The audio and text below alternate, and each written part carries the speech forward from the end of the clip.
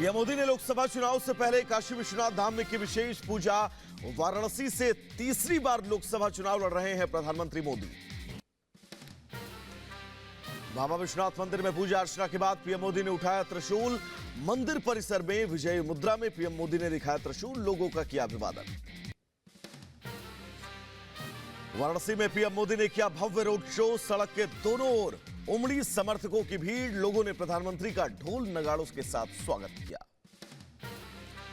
वाराणसी में 28 किलोमीटर लंबे road show में पीएम मोदी का जोरदार स्वागत। समर्थकों ने प्रधानमंत्री पर की फूलों की बारिश। उधर काशी में पीएम मोदी के समर्थन में मैं हूं मोदी का परिवार पोस्टर के साथ दिखे लोग। समर्थकों ने डमरू के साथ मैं हूं मोदी के परिवार के नारे भी लगाए। हम हैं मोदी का परिवार, पूरे हिंदुस्तान में एक ही नारा, हम हैं मोदी का परिवार। अब की बार 400 पार, अब की बार 400 पार, कोई नहीं है टक्कर में, क्यों पड़े हो। पश्चिम बंगाल के सिलगुड़ी में संदेश खाली मामले पर बोले पीएम मोदी। संदेश खाली में गरीब आदिवासी महिलाओं के साथ अत्याचार हुआ। टीएमसी नेताओं ने उनके साथ क्या किया, इसकी देश भर में चर्चा। संदेश खाली में गरीब दलित आदिवासी बहनों के साथ टीएमसी के नेताओं ने क्या क्या किया है, इसकी चर्चा आज पूरे देश में हो रही है।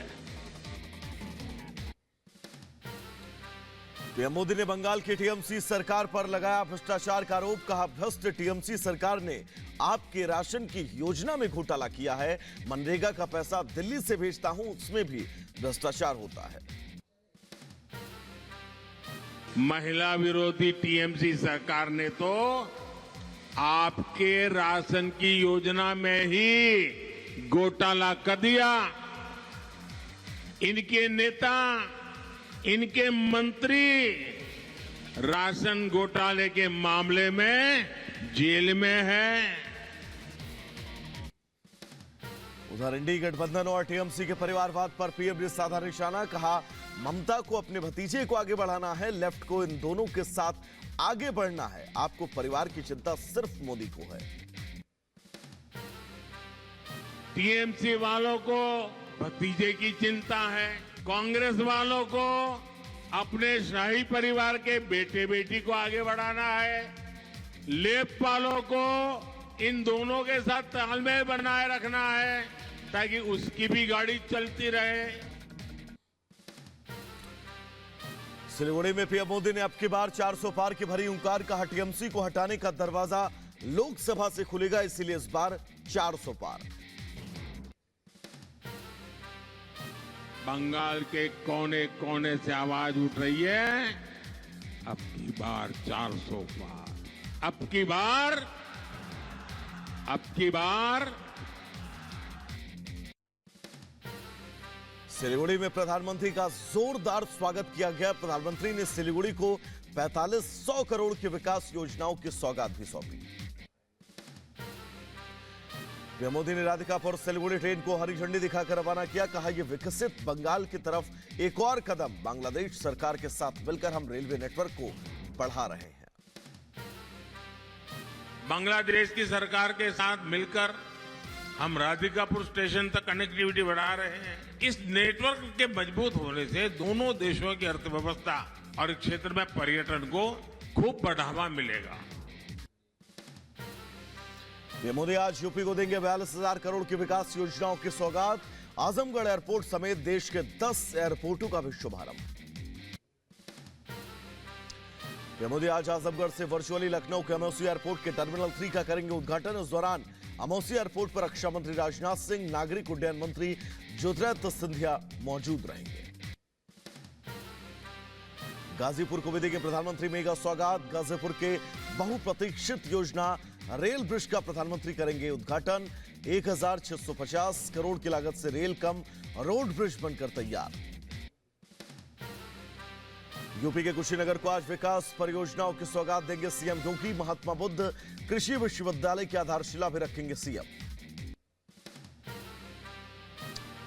बंगाल के संदेश खाली में बीजेपी आज करेगी सभा। पार्टी यहां की महिलाओं को करेगी सम्मानित। बीजेपी के कई बड़े नेता शामिल होंगे।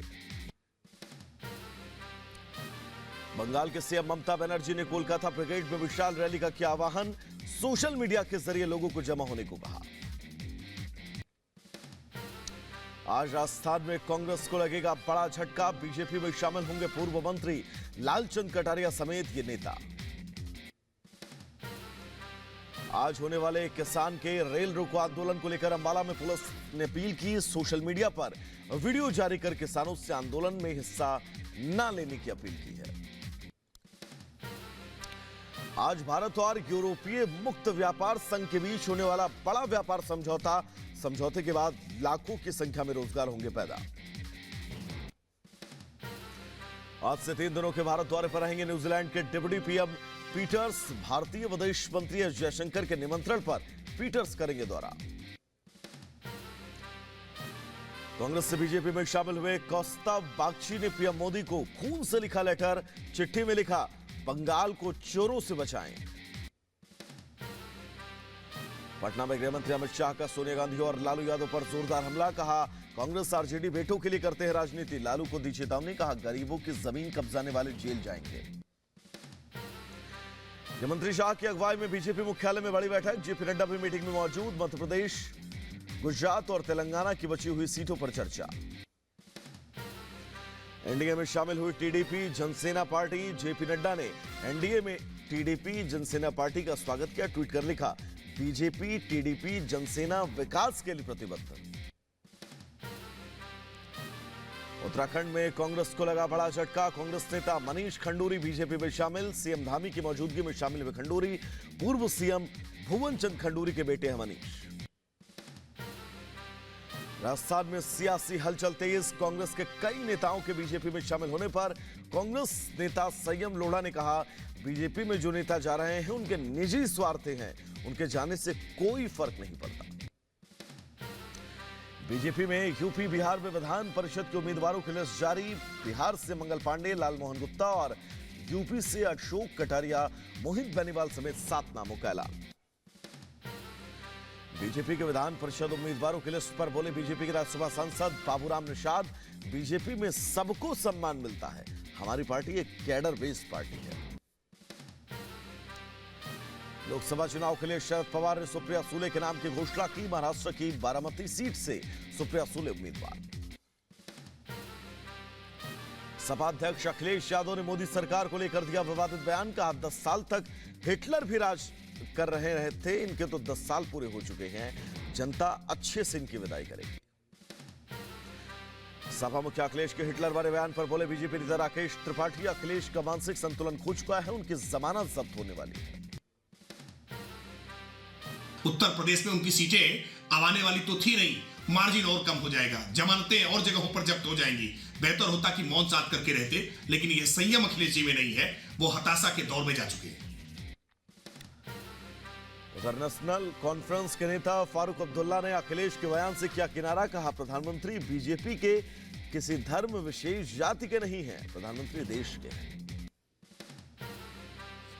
अखिलेश यादव के पीएम मोदी को हिटलर वाले बयान पर बोले नलिन कोहली, कांग्रेस हो, अखिलेश यादव हो, लालू यादव हो, इन्होंने तय कर लिया है कि वो पीएम मोदी पर व्यक्तिगत टिप्पणी ही करेंगे।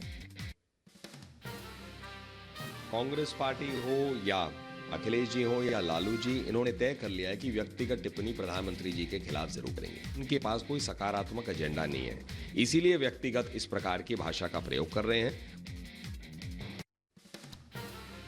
उधर अखिलेश के हिटलर वाले बयान पर बीजेपी नेता टॉम वडक्कर ने किया पलटवार। कहा, इस बार तो अखिलेश यादव की पूरी तरह से विदाई तय है।